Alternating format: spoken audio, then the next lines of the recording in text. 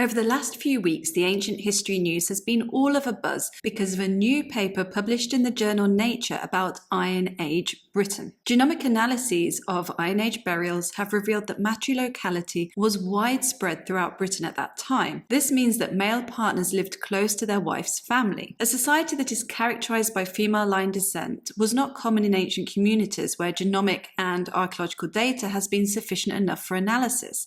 In European Neolithic, Copper and Bronze Age sites, patrilocality and patrilineal were far more common. In this video, I discuss this research as well as footprints discovered near Pompeii that show a mass evacuation from a Bronze Age eruption of Mount Vesuvius.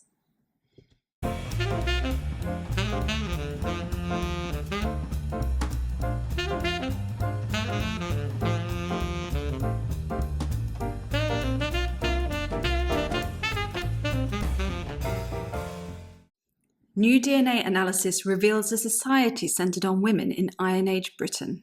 Before I get started, I just wanted to mention that one of the authors of this paper I'm about to discuss is archaeologist Miles Russell, who wrote Arthur and the Kings of Britain, The Historical Truth Behind the Myths. As the title suggests, the book investigates the legend of King Arthur to work out if he was a real historical figure or not. I read it a couple of years ago and I fully recommend it. Although the people of Iron Age Britain didn't leave behind any written records, the Romans certainly had a lot to say about them. They were surprised to find female leaders at the helm writing about Cartimandua of the Brigantes and Boudica of the Iceni. Boudica famously went into battle against the Romans, her story having captured the imagination of popular culture ever since. The Romans also suggested that British women could have more than one husband. Of course, such ancient texts are expected to be biased, so uncovering the truth requires more than simply believing what the Romans said. It's important to understand what the archaeological record can tell us about Iron Age Britain and the role of women in society. The way that grave goods are distributed in Western European Celtic cemeteries does suggest that females had high status. However, few Iron Age graves have been found in Britain, probably because cremation or excarnation or deposition in wetlands were more common burial types. There are, however, a small number of formal cemeteries limited to the Durotriges tribe who lived on the central southern English coast from around 100 BCE to 100 CE. They buried their dead in flexed inhumations, and excavations have revealed that prestige grave goods were associated with women. Previous genomic work has mostly been focused on evidence for the spread of Celtic languages. In general, this points towards the arrival in Britain of Celtic languages during the Middle to Late Bronze Age, when large-scale migration seems to have taken place. In the paper, the researchers discussed the sequencing of 55 genomes from cemeteries at Winterbourne, Kingston in Dorset, which belonged to the Durotriges and other groups, as well as 2 female Durotrigan burials from Maiden Newton and Langton Herring. 40 of the samples at Winterbourne, Kingston had enough coverage for genotype imputation and the identification of genomic segments that were identical by descent. This showed that Winterbourne, Kingston was the burial site of a large Durotrigan kin group, with 30 of 40 individuals having one relative that was to the 7th degree or closer. More than 2/3 of these individuals belong to a rare lineage of haplogroup U5b1, something that's not been found in other ancient DNA samples and is not often found in modern data. In contrast, Y chromosome diversity at the site is high, which means that this was an outbreeding community. Theory and modelling in the past have shown that this indicates matrilocal customs. The burials of an adult woman, her daughter, and her adult granddaughters, as well as a matrilineal great-grandson, were identified. Just a reminder, matrilocal means that men moved into their wives' communities after marriage. 6 male individuals showed no genetic connection to the kin group. 4 of these were buried with locally produced ceramic vessels, which implies that they were integrated into the community. There appear to be 2 marriages represented at the site between 2 lineage women and 2 non-lineage men.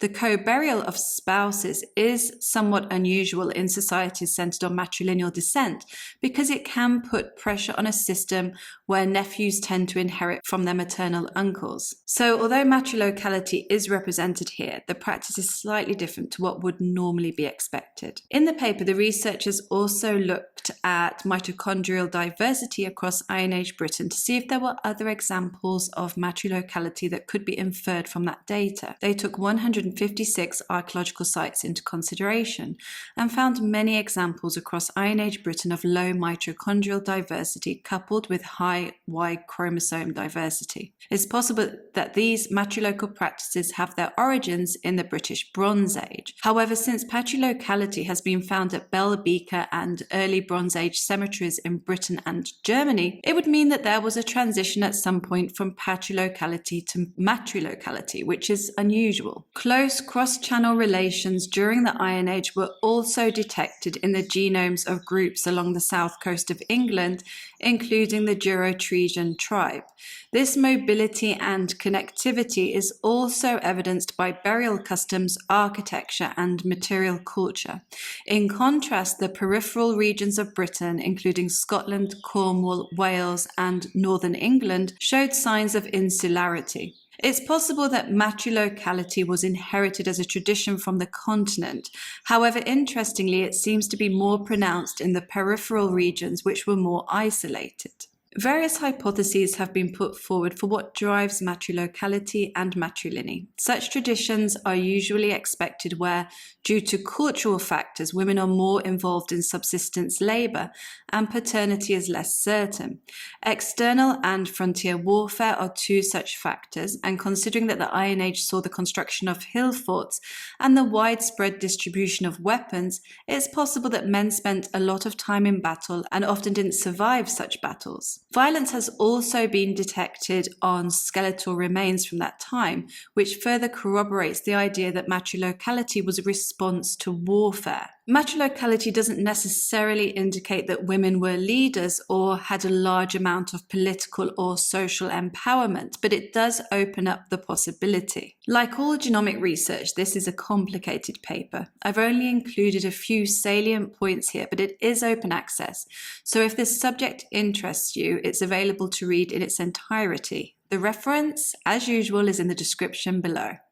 Footprints near Pompeii date to a Bronze Age eruption of Mount Vesuvius. Over the past 2 years, archaeologists have excavated a site near Salerno in preparation for a gas pipeline extension. This work covered areas that are not far from Pompeii.